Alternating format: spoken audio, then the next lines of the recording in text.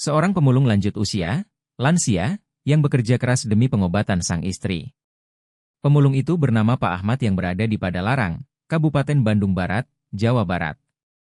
Pak Ahmad bercerita ia sudah bekerja sebagai pemulung selama 26 tahun, tepatnya mulai dari tahun 1998. Kisah Pak Ahmad viral setelah diunggah oleh Bribka Rizky Hikmat Setiawan.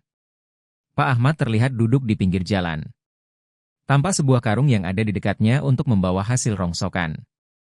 Pak Ahmad bercerita ia sudah menjadi pemulung sejak tahun 1998. Pria berusia 62 tahun itu setiap hari mencari rongskan mulai pukul 5 waktu Indonesia Barat. Dia tinggal bersama anak dan istrinya di rumah kontrakan sederhana. Pak Ahmad mengatakan bahwa istrinya sudah operasi 1 kali. Kini, istrinya tinggal menunggu antrian operasi lanjutan. Pak Ahmad menyadari bahwa ini merupakan ujian dari Allah.